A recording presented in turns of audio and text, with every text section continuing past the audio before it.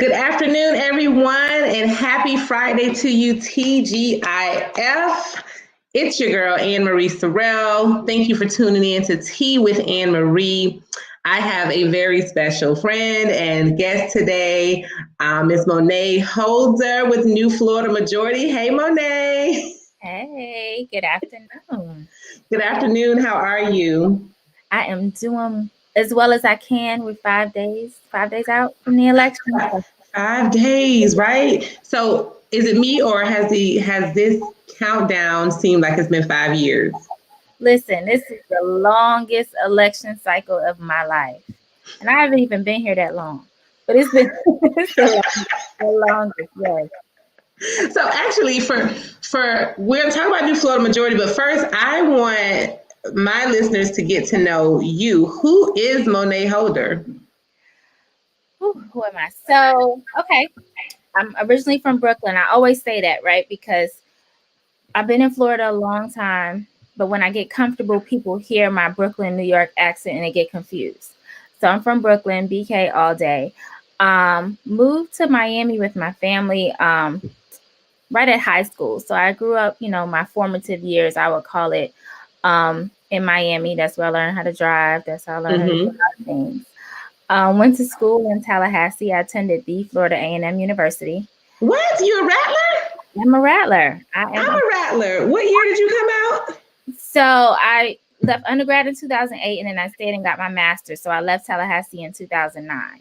Okay, you made me feel real old just now, but okay. I haven't been here that long. So yes, I was in Tallahassee, then moved back to Miami. Started working with New Florida Majority, but before then, I had worked and interned in the state legislature throughout college, and then worked for some members of the House and Senate. So that's how I really got my, bit by the political bug. And then coming back to Miami, was trying to figure out, what I wanted to do with that kind of legislative, political experience, and stumbled across this new organization at the time that was doing grassroots organizing, but then was also trying to get their feet wet in policy and legislation. Mm-hmm. So they have been working with my former boss and mentor, Senator Oscar Brainin. He told me about them, and just literally like 5 different people from different networks kept talking about this organization. So I was like, oh, well, let me, check it out. Um, Applied for literally the one job that they had available. And I said, let me just get my feet wet in nonprofit. It was working directly under the executive director at the time, Guillermo Pereira. And I literally learned the good, the bad, and the ugly of advocacy from a grassroots perspective, how nonprofits run, 501c3, C4s, PACs, things that were foreign language to me. I learned all of that in the span of a year. Wow. And I just I haven't turned back. So I've been at New Florida Majority since August 2011. So I've been around. I'm an OG, right? Wow, you are an OG with New Florida Majority. Wow. OG, yeah. And, the work that we do is really building voting and political power in Black and Brown communities across the state. So in our C3 side, we do, voter education, voter registration, just general voter engagement programs, and some issue advocacy. Our C4 is where we do our legislative and hardcore lobbying work. And then with our PAC is where we make endorsements of candidates, both in presidential, midterm elections, and locals. So we have, a lot of work cut out for us, but it's good work. It's grassroots work. We, are built on membership. Our members from the community drive our issue-based work. They drive our endorsements. So here we are. So how does somebody become a member? Like, what does that entail? So membership is different ways. We have dues paying members, in which you pay $10 a month. Dues paying members are folks who vote on who we endorse, everything up and down the ticket. They help shape some of our policies and just have a stake in what we do on the day to day. We have other members who, don't pay a monetary amount, but they volunteer with us. We definitely listen to their feedback. They come to our events, and we have like little special things throughout the year where only members are invited. Of course, you have to have some perks, but it's just really about, being invested in an organization, not just dues, but, showing up and helping us shape our priorities and our issues. And you're a member. And once you're a member, you become family. So we go up to Tallahassee together during legislative session, during the times in which people are sworn in, the inauguration for the governor. We've taken people up and down the state. Members go with us to also advocate and lobby on a local level. So they're the ones who testify in committee hearings at city commission meetings, city council meetings. Like, our members really drive our work. Wow. Okay. So that's something new that I did not know. So thank you for sharing that. I did learn earlier this week, is on another broadcast that I'm a host of, I got an opportunity to interview your political director, former Senator Dwight Bullard. And I learned that you guys actually do this work year round. We do. So that's the thing. Most times when people see us, especially during an election cycle, they automatically assume that we're just on behalf of a candidate or we're on behalf of a party. But what's important is that we're an independent organization. So once we make our endorsements of candidates, and Dwight maybe spoke about this, we run as an independent expenditure. So we have no coordination, no discussion, no strategic anything with candidates or campaigns. We're based on what we think is best for the community.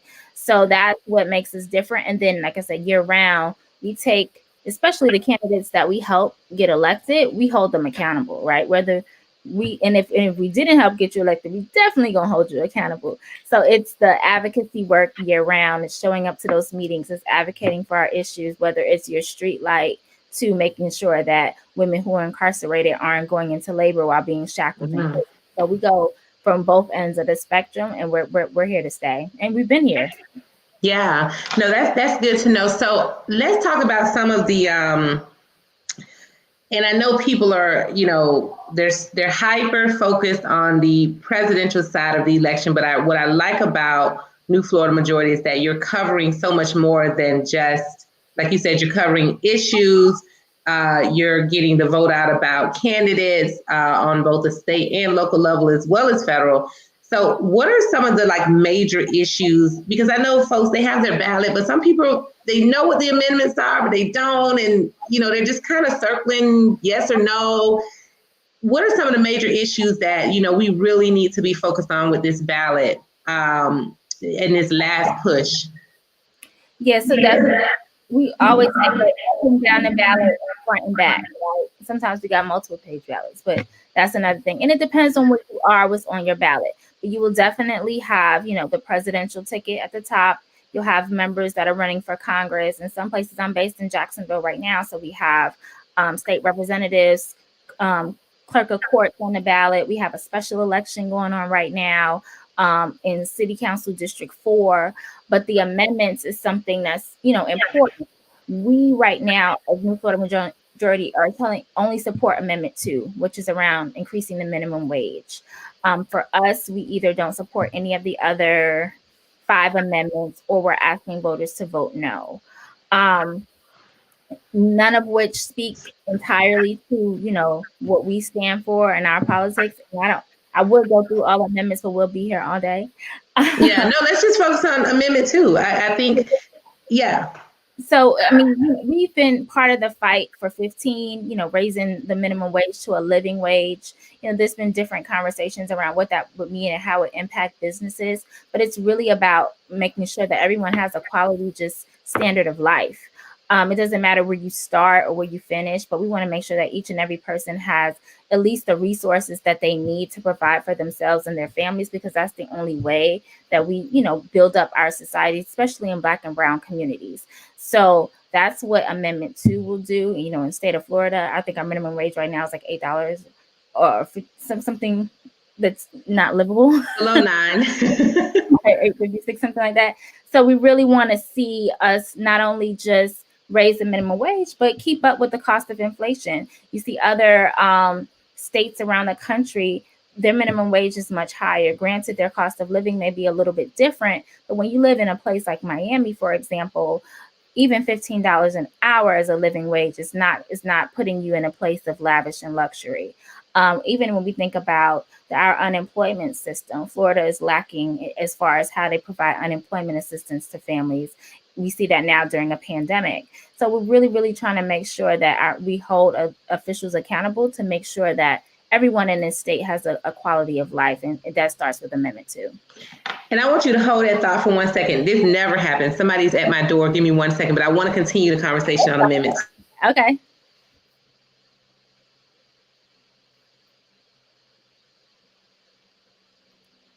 When Ann Marie comes back, I'm going to ask her about that picture. I love it.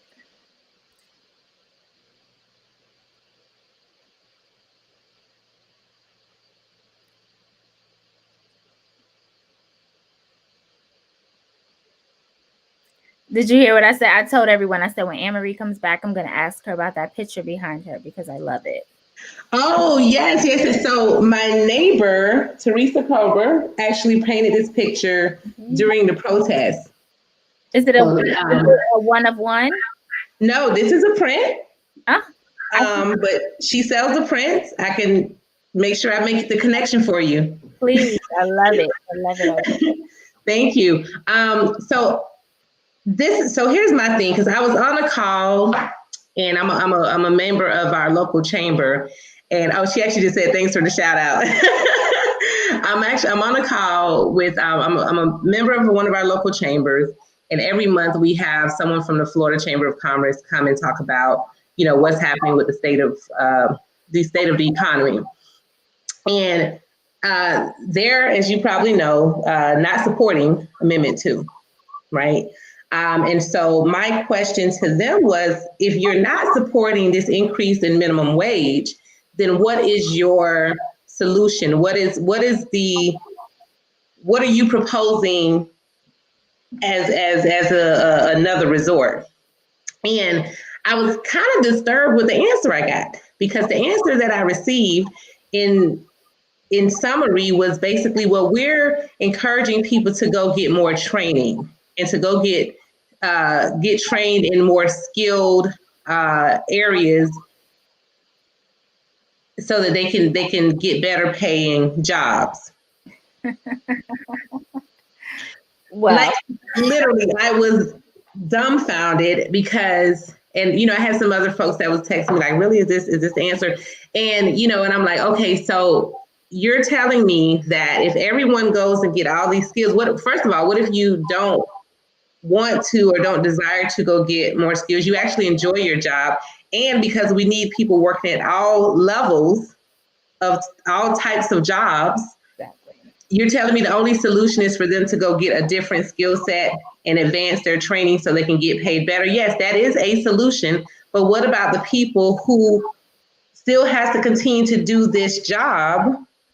And are we just saying that they should not be paid more in general? Is that what we're saying? And so at that point, I realized, Moné, because this person is an economist.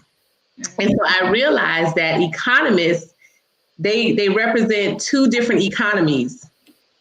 That's the word, period. Yeah, it is. I mean, totally, because you think about it. When I was in school, right, and I was blessed to not have to have a full-time job and go to school at the same time, right?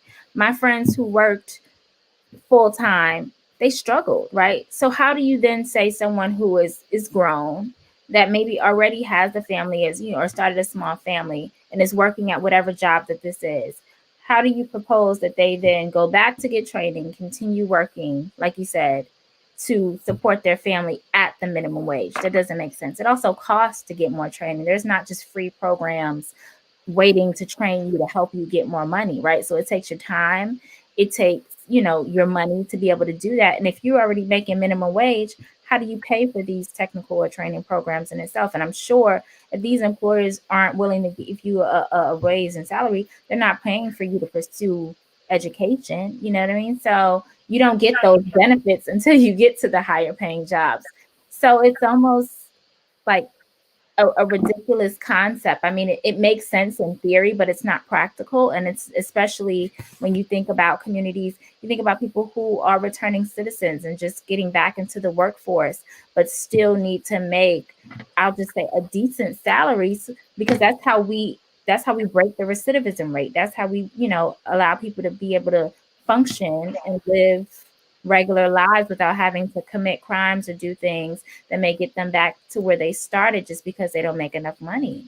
So that's interesting to hear. It's one of the solutions, like you said, but it's definitely not a fix-all, and it's not where we want to be. So yes on Amendment 2. Exactly. It's not a fix-all, and it's to me, it was very far removed from the reality of where people are in our state. It's far removed from the fact that even with COVID-19, over the past several months, the price of food has gone up. The housing market is through the roof right now. So talking about buying a new house right now is ridiculous. The prices have soared into double digits on housing, and we were already having an affordable housing crisis, right? Because of the drive of people moving here from the north, as well as people leaving, moving more to the suburbia areas. So the cost of food goes up, the cost of housing constantly goes up, and other costs constantly goes up. But we still have an issue with raising minimum wage so people can actually afford to move with these increases over time. I don't have a problem with that. So yes, please vote yes on Amendment 2. So let's talk about some of the things that New Florida Majority is doing. So there's this 20 for 2020 campaign that's happening. Let's get into that. What is this about? Yes, so that we're looking at is driving Black voter turnout this election cycle. So I have the privilege to kind of lead the Black constituency work for New Florida Majority, as well as Florida for All, which is a coalition of organizations across the state doing voter turnout work, voter education work, both on the C3 and C4 side. So we have a goal. We want to turn out 1.5 million Black people to the polls this election cycle, right? That's the big number. But when you chop it down, if we get 75,000 Black people in the state to reach out to 20 of their friends, we'll get to 1.5 million very quickly. So that's how we came up with the 20 for 20 campaign, a 20 people in 2020 campaign for this election cycle. And not only are we pushing those people out to vote, like I said, we're asking them to get their friends involved. So we have a whole list of validators, influencers, from A-list celebrities to our local influencers and local validators, because we know it's the people in our barbershops, at our corner stores, at our restaurants who we listen to, that when they say we need to vote, and then if they tell us who to vote for, it's even better, we're going to do it. So we've been charging people to, every week, we have different messages that are relevant to the dates and timelines for the election. So, we started off with voter registration, and we kicked into vote by mail requests. Now we're pushing people to early vote, because early voting is happening now across the state every single day up until this Sunday, November 1st, from 7 a.m. to 7 p.m. So we're posting messages on social media, we're posting videos, talking to voters, letting them know, hey, the time is now, it's important, it's early vote, and please share this out with 20 of your friends. So it's been a successful campaign. We have our organizers who are in the community focused towards this, building our validator list. They're pushing out messages. We have emails going out. We have text messaging. And our goal is just to get 1.5 million Black people out this election cycle, and we're getting there. So what is a validator, and is there still time for someone to become a validator? Yes. So a validator is anyone who's tapped into this message and is going to at least share it with 20 of their friends, right? Share it on social media, share it on text. Those are the two things, the two asks. So we kick off the week with a Motivation Monday. You start your message, you say, so right now it's early voting is happening. It's important. Check out, if you don't know where your voting, early voting location is, we send them to newmajority.vote, which is a website that you can put in your address, and it gets you directly to where your precinct locations is for early voting or for election day. It gives you information about voting if you need it. And then sign up for a validator right now. At this point, everybody's a validator, right? So we really just want you to share out the message for us about early voting. We ask that you use our hashtags. So we have multiple hashtags, and I think, Ann Marie, you know what our hashtags are. Ann Marie, I do. So we have 20 for 20. So we're following people on the hashtags. We're retweeting them. It's 20 for 20, 20 in 2020, Black votes, our vote, our power. We have multiple hashtags that we're using to kind of track this campaign.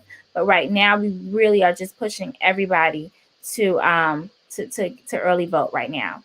And one thing I want to mention too, if you have vote by mail ballots at this point, don't drop them in the mail, right? Do not drop them in the mail. Why? It's not because we don't believe in our postal system. It's because we just know realistically that vote has to get picked up by the mailman, get sent to your SOE's office and get processed. And we're running out of time.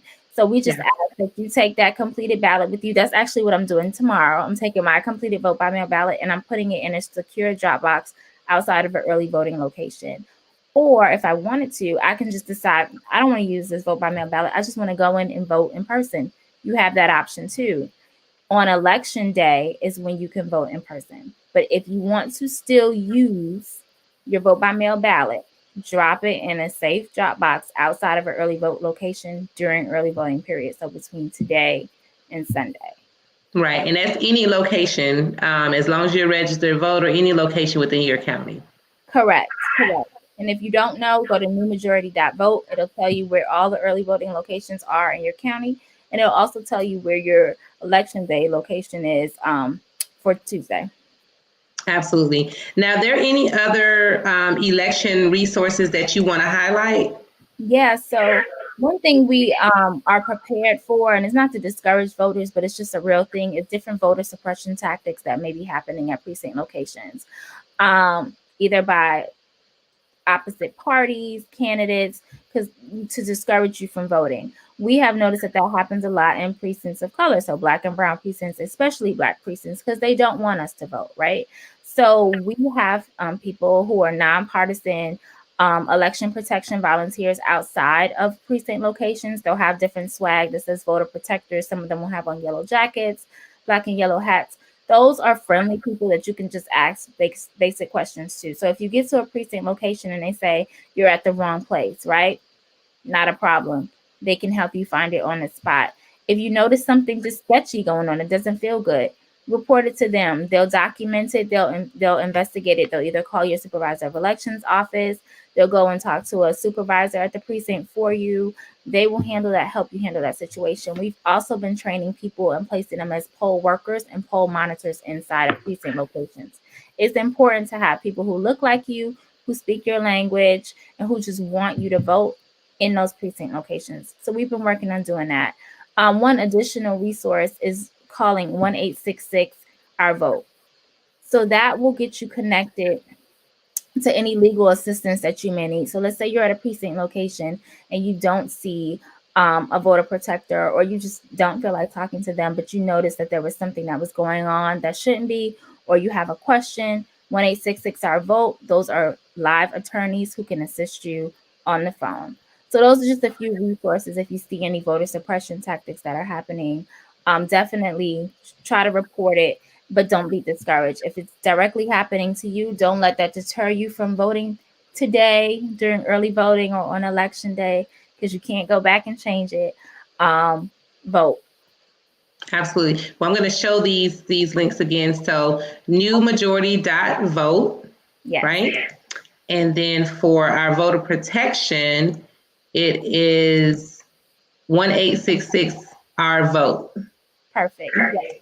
Awesome. So any special events, and I know we're in the middle of COVID and, some people, out here still having these super spreader events with no mask, but are there, the shade, but are there any safe mask wearing events that you are organizing that those who just really want to get out and participate and be a part of this process and be engaged in a different way? Is there anything that they can look forward to over these next 4 days? Yes. So we originally like doing everything digital, virtual, you name it. But like Ann Marie said, y'all are back outside, right?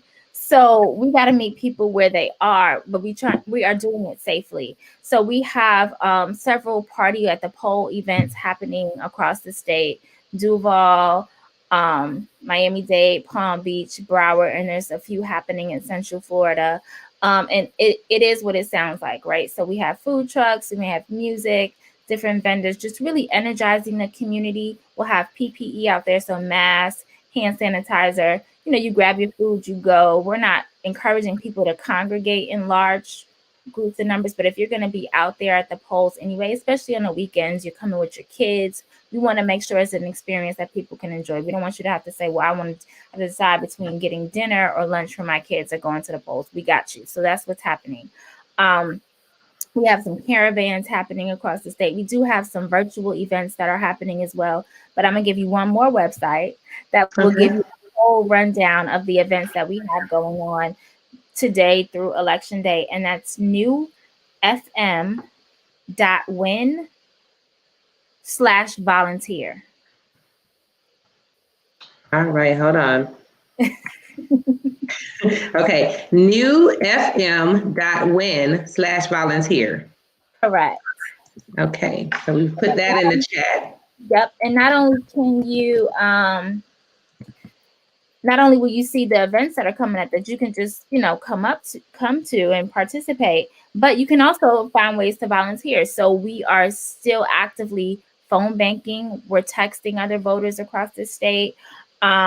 We are doing contactless lit drops. So what that means is you meet up with one of our organizers. We give you a stack of literature to hand out, addresses, and that, you go out. Either you can go out in groups or you can go out on your own, and you just put door hangers on people's doors. You don't have to speak to anyone. You don't have to knock on their door. You don't have to have any face-to-face contact, but it's just making sure that those voters, because we have a list of people who haven't voted yet, that they're aware of voting locations, that voting is happening, because you'll be surprised how many people are like, oh, it's an election time. Oh, we're in early voting. And you'd be like, yeah, I done did all this. You still don't know. You still don't know it's an election on Tuesday, but it's people like that, right? So that's why the work in. So just when you get in, it's a very cute, pretty door hanger. People will look at it, and you never know. And I mean, in a few times when I've been out doing lit drops, I've caught people coming in and out their cars. So I got my mask on. I'm backing up. I'm like, you gonna go vote, right? So it's a way to still have contact. And I had one or two people who didn't know or asked me questions about stuff that was on the ballot. So there is still value in some, one-on-one contact even during this time of COVID, but we're being really safe about it.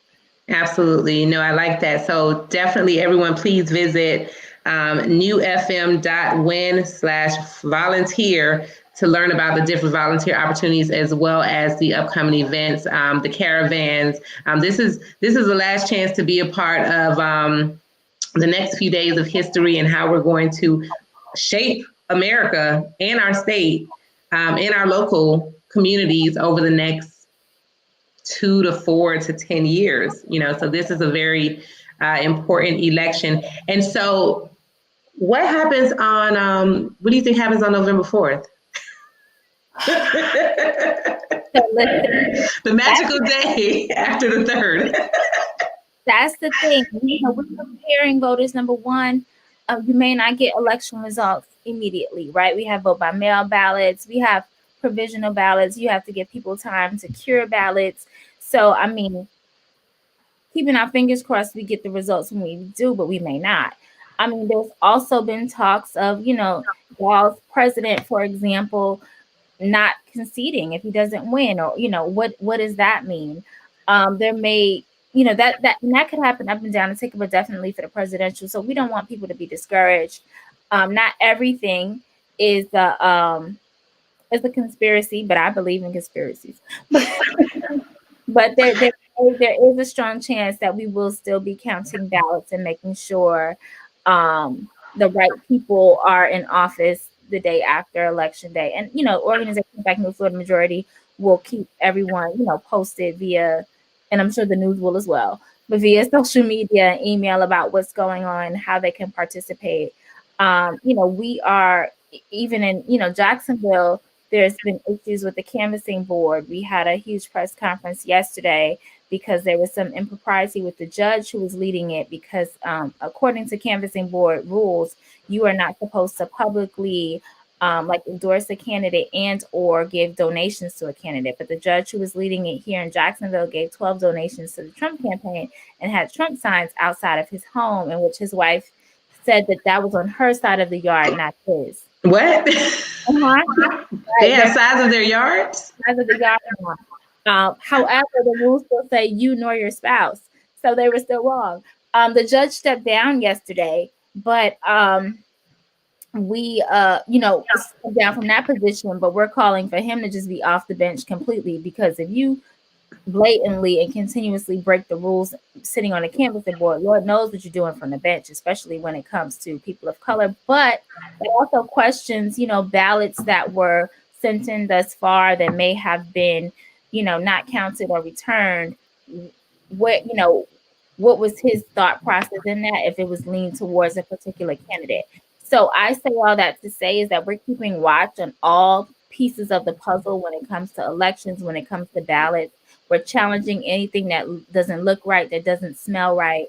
So it doesn't end on election day, not only just with ballot counting, but also just the fight for accountability and making sure that whoever's in office from any party does what it is they say they're going to do, and that's best for Black communities. So we're ready. We're kicking in. So Black communities. So, this is, I don't know if you can speak on this, but I am a little taken aback by some of the recent celebrities. Yesterday the newest was Lil Wayne and his support for the person in the White House right now. And, before everybody kind of, was going in on Ice Cube, and then 50 Cent came out. So what are your thoughts, especially as you're getting other celebrities and validators participate? What are your thoughts, if you can share those?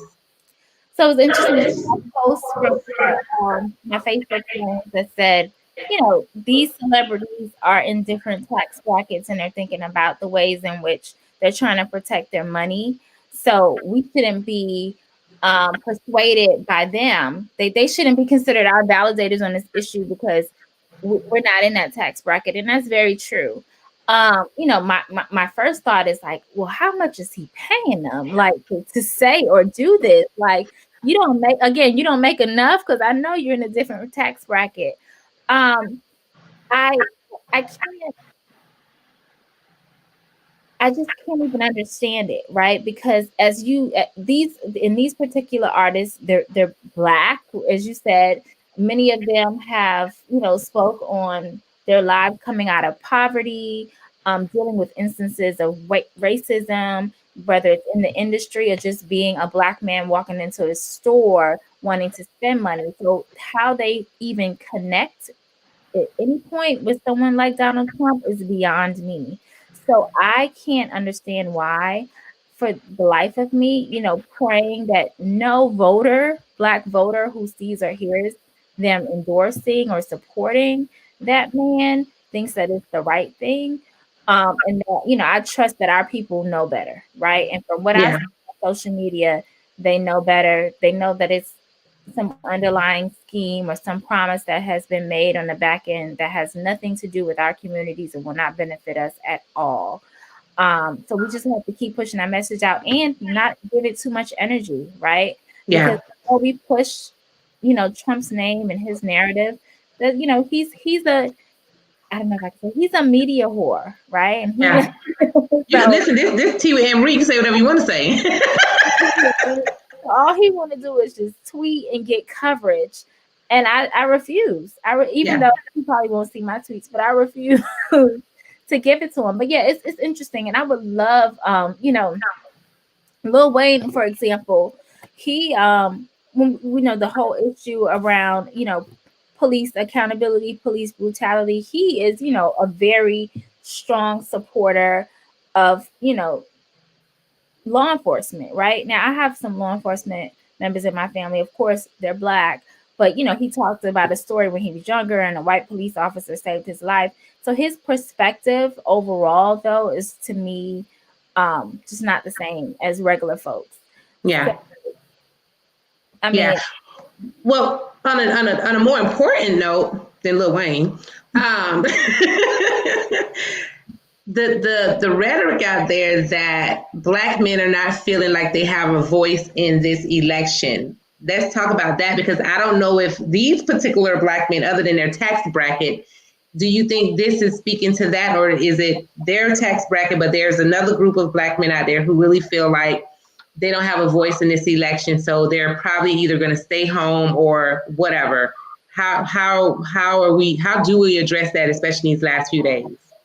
Yeah, I think it's of a mix of both. I think we have to continue to drill down to Black men as we do to everyone else what's really at stake, right? So we're still in the middle of a global pandemic and haven't received the response that we need, both from a health aspect or economic aspect. After election, coronavirus, COVID-19 is still going to be here, right? So what does that mean if and when you don't vote? Because not voting is the same as voting for Trump. We see that Black men are still dying at the hands of law enforcement, and we see officers still not even being charged with crimes or sentenced to any jail or prison time for killing us, right? Right. Under the leadership of our current administration. So I think we have to drill down on what it means in our everyday lives that is bigger than just a ticket. It's funny because there is a couple of Black men that I know who haven't voted in a very long time, but are voting or have voted this year because they see like systemically what it would mean to have Trump in the White House for another 4 years. I mean, and also what's historic is that, Florida had Amendment 4 passed, and this would be the first presidential election that, the returning citizens who had their rights restored would be able to vote this time. So I think Black men definitely we want to spend a lot of time making the connection to how it impacts themselves and the economy and their families. But it's also, we don't have, and I'll just speak frankly, on the Democratic ticket, everyone's not in love with Joe Biden, right? Right. So that's a thing, but you hate to you don't want to associate it to a lesser of two evils, but you definitely want to say, who do you think you can move? Everybody needs to be moved on something, right? My kids have to move me on stuff, right? Or they know I can move mama more than I can move daddy on trying to get what I want. So who can we move the needle towards where we want to be in the next 4 years? I think is really the conversation and really the discussion, not who is the perfect candidate. And let's not forget, we got a Black woman on the ticket, right? I got my husband today for Kamala, right? My soror, and who is a Black woman for the first time for VP. So all of those things in itself, I think we have to remind, as we were reminding millennials, as we were reminding Black women, as we were reminding our seniors, we definitely want to keep reminding our Black men about that and encouraging them, like, there's other seats too up and down that ballot that make a difference on your everyday life. So if you choose to sit this one out, it's not just because of the Donald. You're also, making an impact on your local communities as well. So absolutely. Well, I wore my pearls for you and Kamala. I'm a Delta, but we wear pearls too. But today I did a flashback Friday shirt. This was my Obama Yes We Did shirt, and I'm really hoping that next week this time I will be able to wear this shirt again, knowing that we collectively connected and engaged and voted for change in our country. And so your voice vote. So we got to remember that. Exactly. Your voice, your vote. And then next week, this time, we'll be like, yes, we did. We did that. Absolutely. So, Moné, is there anything anything else you want to make sure that we convey to everyone listening? Because we definitely want to encourage people to share this video far and wide. Is there anything else you want to make sure that you drive home and that people really get for these next 4 days? I would just say this election is honestly and truly the fight of our lives, right? And we have to participate. We have to vote. Early vote, please. Vote on election day. Bring your ID with you. Make sure your signature matches. All the things. And just be prepared to vote. But don't think that November 3rd is the end. It's actually the starting point, and we need each and every one of you in the fight with us. So vote. Absolutely. And you made such a good point that is election day is the start of a new era for us, because again, hoping that we change and flip the seats that we need to flip. But we have a lot of work to do, everybody. And we can't be a divided country trying to do it. We have a lot of work to do to rebuild our economy, to combat COVID-19, and then to change all the systemic issues that we have, whether it's with racism, economics, social justice, whatever. We have a lot of work ahead of us to do, and it's going to take every last one of us to work together, no matter what color you are, what age you are, what party affiliation you are, because we're in this together at the end of the day, but we're so divided. And I do hope that this time in 2021, we will be a less divided nation, a more unified nation, and we'll be working together to really combat the issues that we're facing right now as a country. All right, well, Moné, it has been real. I know you got a lot to do this afternoon. You got more interviews to go. I thank you for taking your time to be with me this afternoon on Tea with Ann Marie and sharing with our audience as we do this last push, this countdown to really get out the vote. Bring 20 people, text 20 people, tag 20 people, caravan with 20 people, not in the same car, unless y'all wear masks, and that's got to be a really big car. Anyways, but yeah, with 20 people, tell your 20 neighbors, your 20 friends, your family members. It's really important, guys, that we get out the vote in 2020. And Moné, any closing thoughts? No, I just enjoyed being on your show. Thank you so much for inviting me, and I want to come back, so let me know. Listen, depending on what happens on November 3rd, you may be back here giving us an update on what we can do to get out and help, because I know just based on what happened in 2018 with the gubernatorial race, we had to get people to come and help count ballots and all of that. So if we have a situation like that, or any situation or any update, you're more than welcome to come back anytime. But definitely, depending on what happens next week, definitely want you to come back and let us know what we need to do to get the word out to the community, to handle any issues, hopefully none that come up. Hopefully we have a smooth election, but if we don't, we know what we got to do to get back together and get this thing going. Absolutely. All right, well, everyone, thank you for tuning in. Please remember to go and early vote. If you haven't already cast your vote, if you have a vote by mail ballot, remember to take that ballot in person to any early voting location between now and Sunday, or you can go on election day and vote in person, but do not wait. Make sure you have a plan. Prepare for long lines, prepare for, especially those of us here in South Florida, it rains on this side of the street and not the other side of the street, or it rains for 5 minutes and then it doesn't. So make sure you prepare for any rain, bring snacks, bring water, bring a chair if you have to sit down in line, but we want you to do whatever you need to do, make a plan, come out and vote, and bring people with you to vote. Do it safely, wear your mask, and do not get into a confrontation or argument with those who do not share your point of view. It's not worth it. We need your energy to be channeled in a positive direction, to flip this state, flip these seats, flip the White House. And I will do my shameless plug. Make sure if you're in Palm Beach County, flip your ballot over, go all the way down to Palm Beach Soil and Water Conservation District Seat 2, and vote for your girl, Ann Marie Sorrell. Don't worry about the next name that's on there. Just look for Ann Marie Sorrell. And I look forward to counting on your support to become your next supervisor for Palm Beach Soil and Water Conservation District Seat 2. Thank you, Moné, for being with us. Thank you for all the work that you and the team at New Florida Majority is doing and has been doing for a while and will continue to do. Please keep me posted on how I can continue to support you, get the word out. Again, we'll share this video. I'll make sure you get a copy of it as well. Thank you. That's me. All right. Thank you. Thanks, everyone. Have a great Friday. Have a great weekend, and go vote.